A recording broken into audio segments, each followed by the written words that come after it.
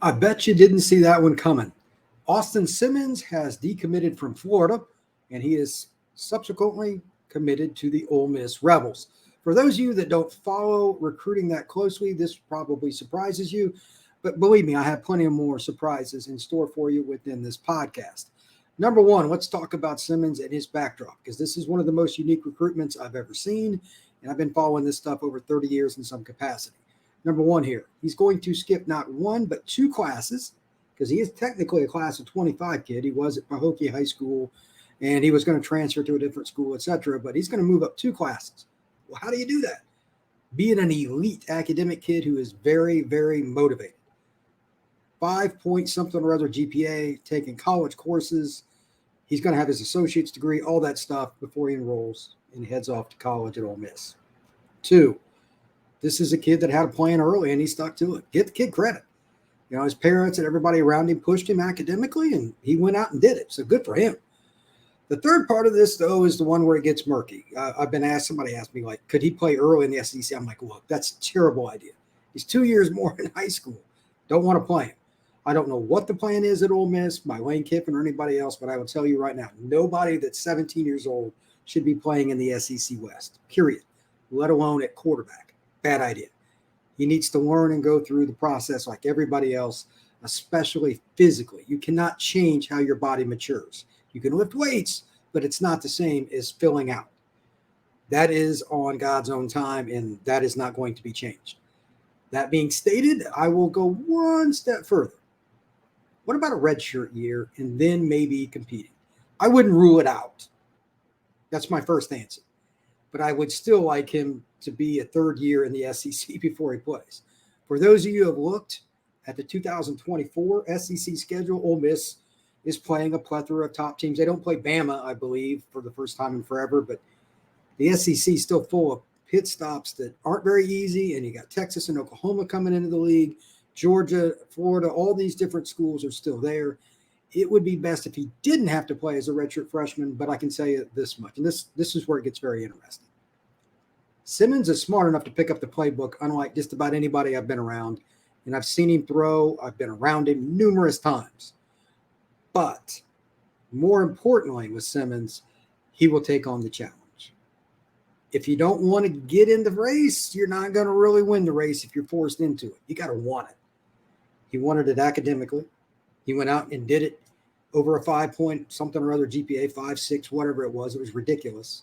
He was pushed on the baseball mound, throws 94 plus mile an hour consistently deep into games. That's a lot of training. That's a lot of mental. That's a lot of sacrifice. And then football, he threw for a ton of yards last year to guys all over the place. The reason, again, sacrifice. He got in the game mentally as much as physically to make sure he knew where the ball should go. He had playmakers at Pahokee, but you still got to know how to throw on time, the consistency with your delivery, all of those things. I can tell you right now, because I've seen him play several times, Simmons is the kind of guy that can do that. Now, I didn't get to see him play at Pahokee specifically, but I did get to see him in 7-on-7. I did get to see him at the Elite 11 this year in Orlando. He can throw with anybody. That being stated, I still want to see what he can do. Again, I'm going back to this. As a SEC player, as a freshman, he's not going to physically be ready. That's just putting him in harm's way. But Kiffin has plenty of guys for this next year. Hopefully he doesn't have to play that second year either, but we'll see. Long term, what are they getting? Big arm, big intelligence, and a great kid.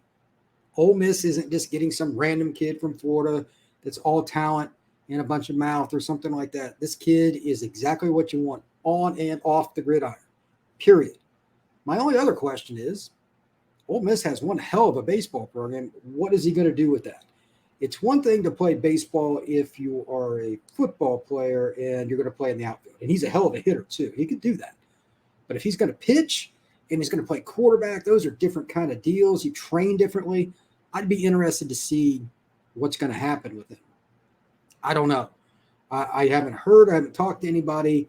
And to be honest, that's really, really touchy stuff because the arm motion and all the rest and the different things you're supposed to do with pitching, because it is so grueling, it's probably got to clash in some way, shape, or form at some point if you're going to play quarterback. Just my opinion, not to mention getting the crap beat out of you playing college football in the SEC. It's not easy. So I don't think that's going to work out long term if he's going to pitch. Again, though, he can really hit. Great hitter, too. So he might help the Rebels in more than one way. Final thing about him, he will not shy away from competition. I love the fact that he's got the guts to jump 2 classes. Do I think it's the easiest move? No. Do I think it's something that will work out short term? Depends on your definition.